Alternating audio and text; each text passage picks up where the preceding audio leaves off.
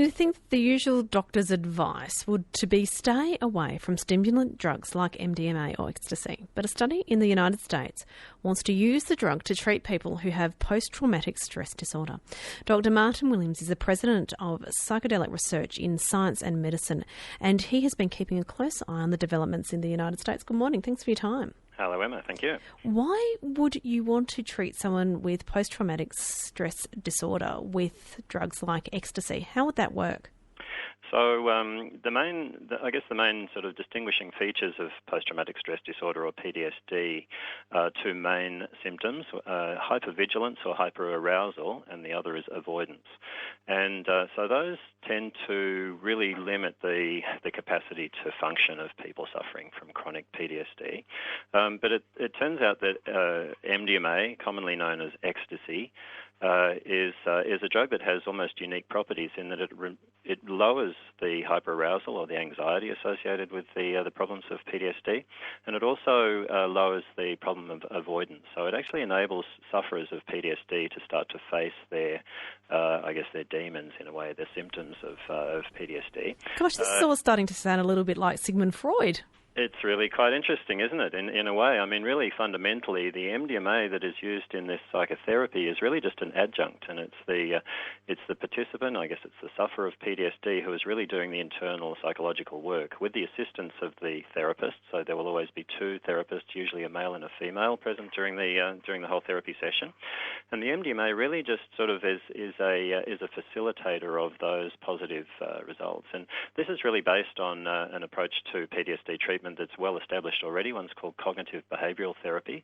That's a form of exposure therapy, and really the idea is that the sufferer of PTSD should be able to maybe to relive the experience or to recall some of the aspects of the traumatic experiences, and that exposure assists them to do what we would call the processing, to be able to overcome the setbacks that they're experiencing. And as I said, ecstasy is very good for that, MDMA, which we would actually like to be renamed as empathy rather than ecstasy. Ecstasy is possibly one of the features, psychological features of MDMA, and that really equates with euphoria. But empathy is really what it is that establishes that very significant and very critical bond between the sufferer of PTSD and the therapists who are really assisting them to overcome their affliction. How different would this then be to taking ecstasy at a rave or a nightclub? How would the trials be different in terms of how a doctor would facilitate this sort of treatment? So really there are major differences. One is that the MDMA is given in pure form, usually in a capsule or dissolved in juice prior to the therapy, and it's administered in a very controlled setting. And the controlled setting is a comfortable sort of room that looks a lot like a living room, basically, with a sofa, with a lamp or two, with some art on the walls.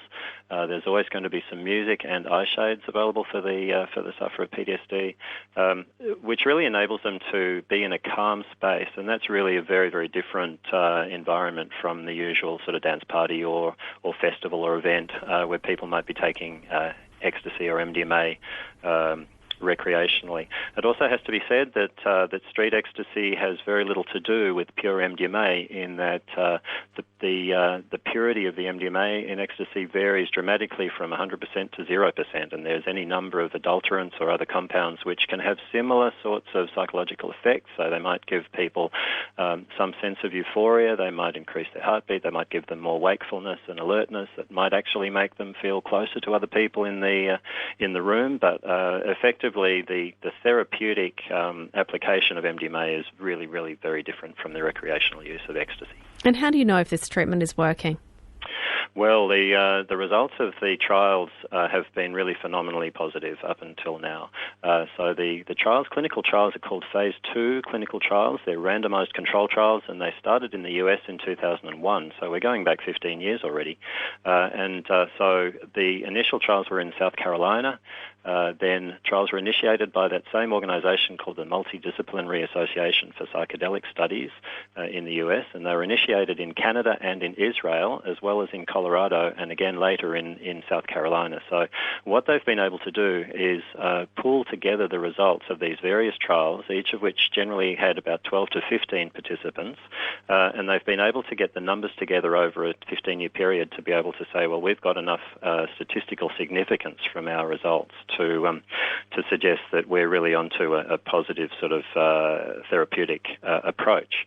And so what I can say is that after 2 to 3 only administrations of MDMA in conjunction with psychotherapy, 53% of the 74 participants who were in these initial studies showed no detectable symptoms of PTSD after their therapy, which is really quite an extraordinary result, compared with 22% of people who benefited just from the psychotherapy alone without being given MDMA.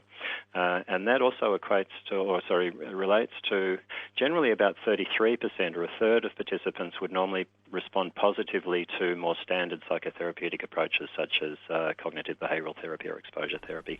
So these results are really very good, and in fact it's been found that the benefits continue for at least 1 year and up to 4 years after the therapy is done. And so we've found that 66% or two-thirds of participants still have no detectable signs of PTSD at 1 year after the initial therapy had taken place. And so these results suggest that it's actually almost a permanent cure rather than just alleviating the symptoms, which is the more common approach to dealing with PTSD. Could this treatment come to Australia?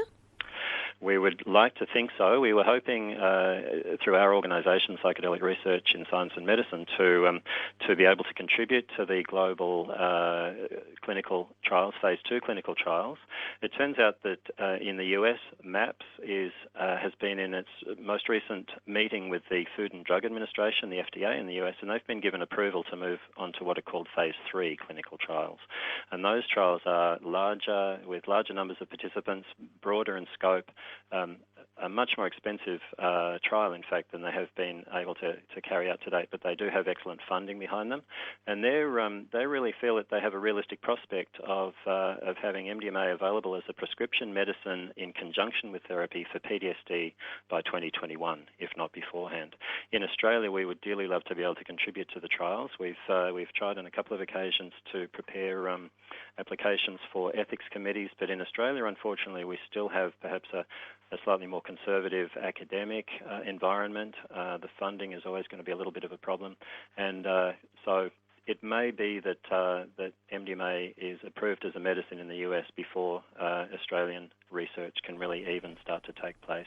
But we're very hopeful that we'll be able to make a contribution both to the global movement towards dealing with PTSD, but especially in Australia as well, where we know that so many people are suffering day to day with post-traumatic stress disorder. Well, thanks for your time. It's a very interesting topic. Absolute pleasure. Thanks for chatting with me.